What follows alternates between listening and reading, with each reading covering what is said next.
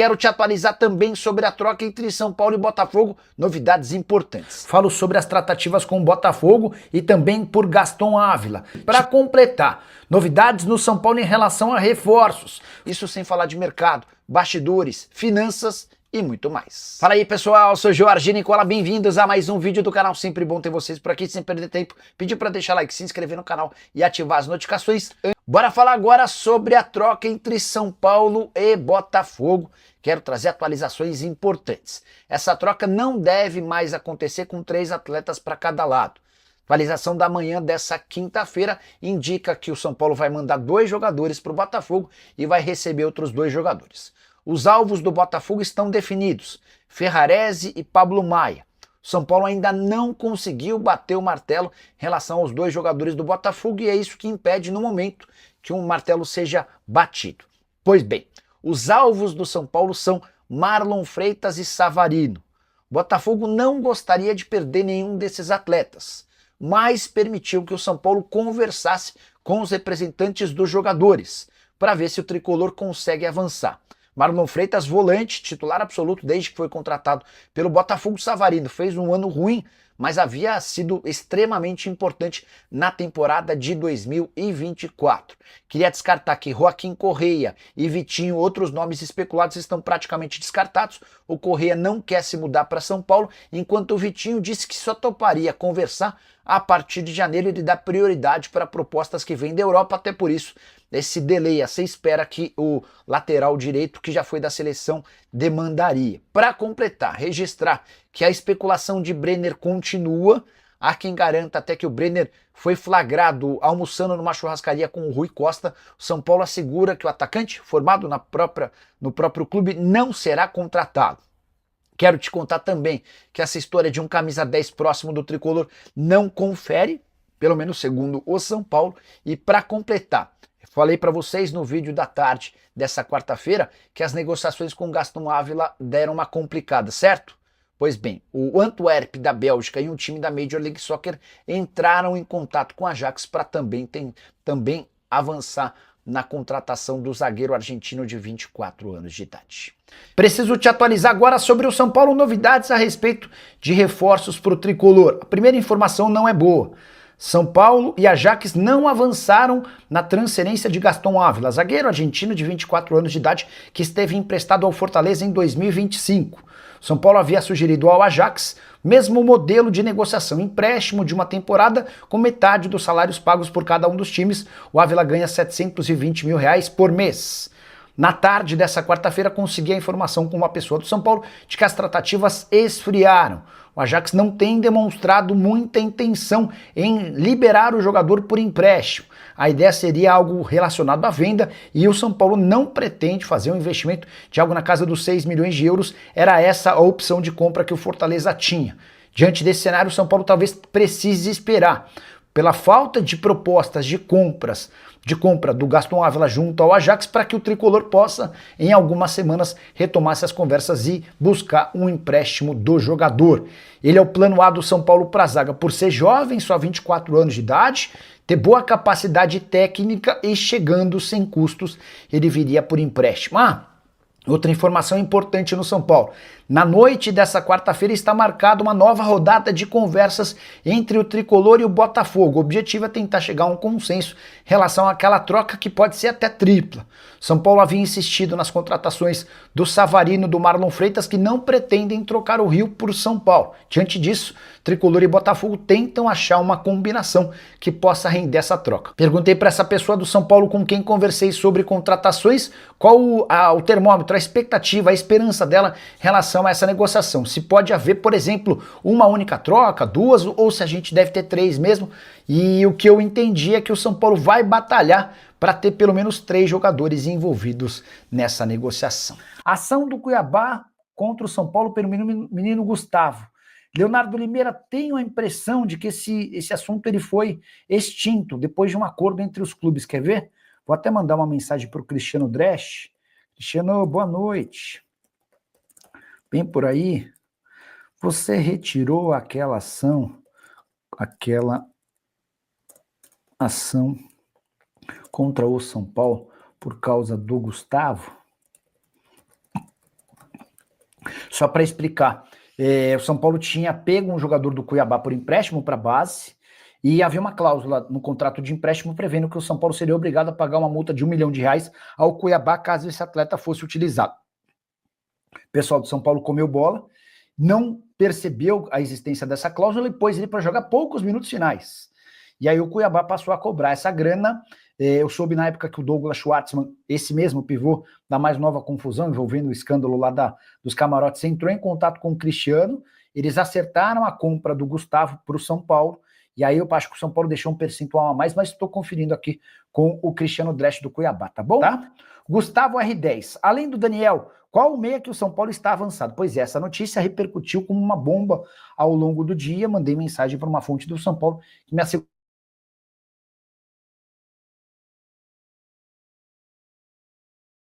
o Nico Ávila, vou trazer novidades sobre o Ávila para vocês, e também essa troca com o Botafogo, tá? O Henrique, Ademir Quintino vai jogar onde? Em 2026, acho ele bom jogador. Deixa eu mandar uma mensagem pro... o Ademir não, né? O Ademir é o pai, né? O Ademir não vai jogar, é o Andrei Quintino. O Ademir Quintino é o pai. Deixa eu mandar uma mensagem pro Ademir.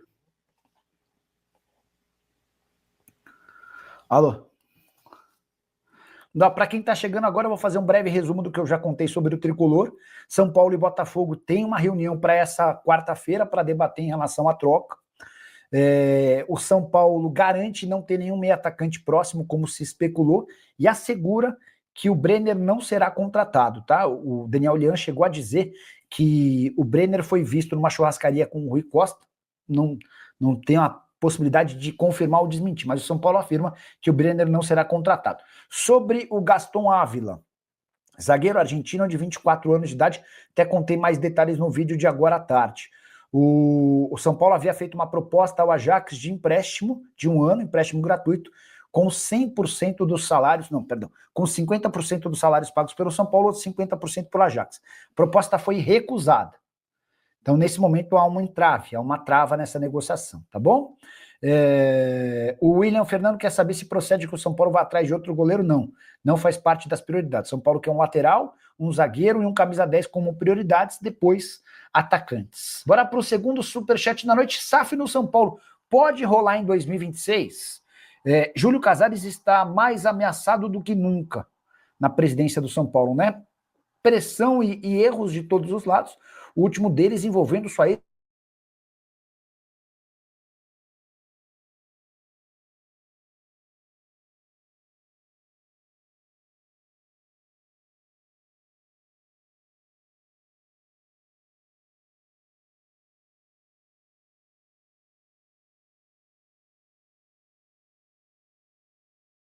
ex-mulher, acho que travou, estava falando sobre a Mara Casares envolvida em mais a Mara Casares envolvida em polêmica, rendendo problemas para Júlio Casares, né? E aí, só para explicar, né, para contextualizar para você que está chegando agora, PHM perguntou se o São Paulo pode virar SAF. Uma das respostas que o Júlio Casares pretende dar a toda a pressão que existe dentro do clube é um debate sobre a SAF. Ele quer... Houve uma reunião nessa terça-feira de 3 horas com grupos da situação, em que ele é muito cobrado e ele fala, eu vou trabalhar em cima desse documento com 2 frentes. Uma dessas frentes é a mudança em relação ao fórum qualificado para a criação da SAF.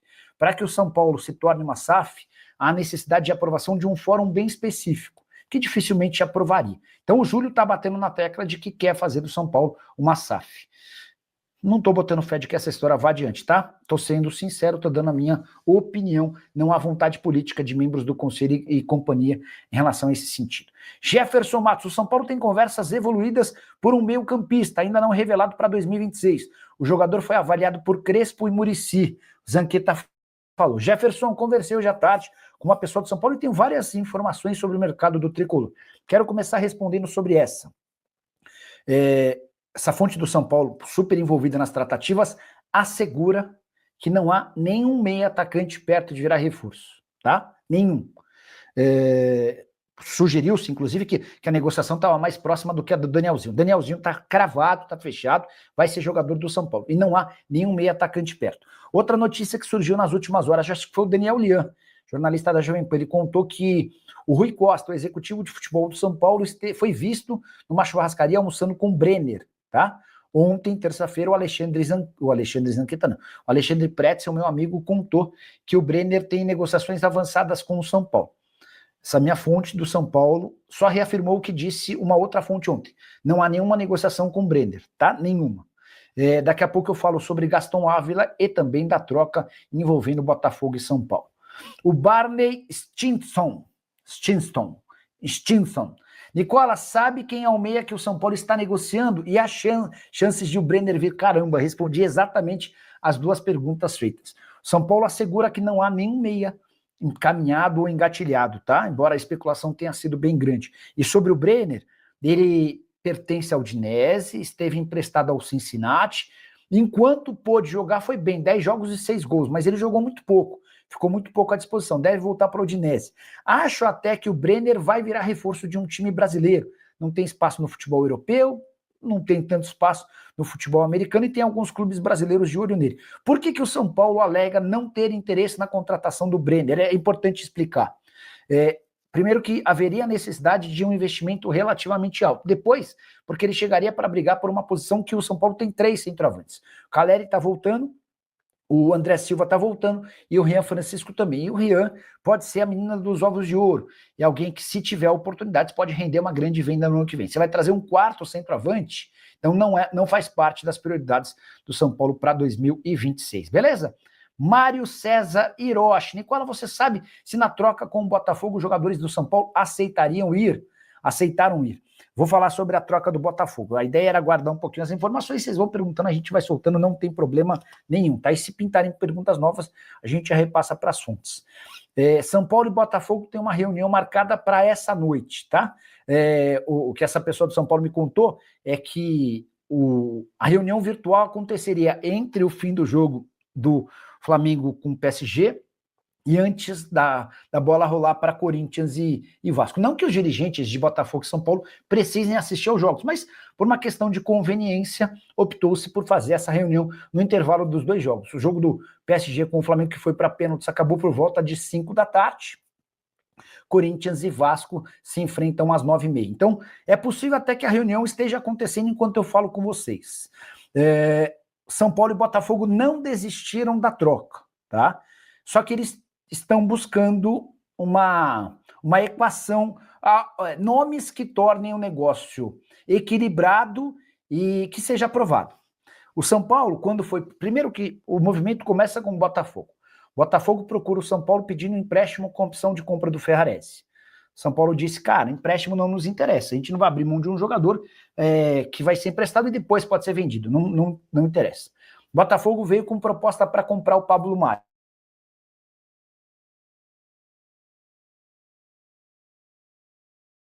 Que o São Paulo começou a falar, bom, já que vocês querem 2 jogadores, que tal a gente tentar pensar numa composição? E aí o pessoal do Botafogo falou, a gente gosta do Rodriguinho também. Uma dessas, vamos tentar fazer uma troca tripla. Quem que vocês querem? O São Paulo pediu o Vitinho, lateral direito, pediu o Marlon Freitas, volante, e pediu o Savarino, meio atacante. O Marlon Freitas e o Savarino se recusaram a trocar o Botafogo pelo São Paulo. Eles entendem que a qualidade de vida que eles têm no Rio, as expectativas, por exemplo, com o Libertadores, enquanto o São Paulo não tem, tudo isso pesa contra, tá? Não tem informação de que os jogadores escolhidos pelo Botafogo no São Paulo se recusariam a ir. O Ferrarese, o Pablo Maia e o Rodriguinho, tá? Então, acho que ficou bem explicadinho, né? Bora fechar o vídeo com informação exclusiva. Gabigol é o 3º jogador mais bem pago do futebol brasileiro. O atacante do Cruzeiro ganha R$2.450.000 entre salários e direitos de imagem, mas o acordo dele com a Raposa também prevê o pagamento de R$1 milhão por mês de luvas. Só para lembrar, as luvas são um prêmio pela assinatura do contrato. O Gabigol deixa o Flamengo livre e chega ao Cruzeiro recebendo essa bala de R$1 milhão por mês de luvas. O contrato só se encerra em dezembro de 2028. Ou seja, o Gabigol hoje custa à Raposa R$3.450.000. Somente o Memphis Depay, cujo custo é de R$6 milhões no Corinthians, e Neymar, que ganha pouco mais de R$4.100.000 no Santos, ganham mais do que o atacante do Cruzeiro, que teve uma temporada decepcionante e terminou queimando muito o seu filme ao perder o pênalti que impediu o Cruzeiro de chegar à final da Copa do Brasil. Para completar, a contratação do Tite no Cruzeiro sela, põe um ponto final na passagem do Gabigol na Raposa.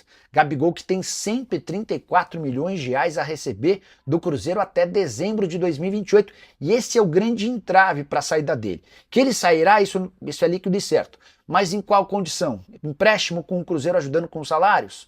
Em definitivo, com o Gabigol aceitando a quebra do contrato? Não boto muita fé nessa história. Ele vai ser vendido para outro clube, enfim, tudo isso vai ser debatido nos próximos dias. Gostaria muito de saber o que você pensa sobre o Gabigol ganhando 3.450.000 reais por mês. Por hoje é isso. Não esqueça de deixar like, se inscrever no canal e a gente volta mais tarde. Tchau!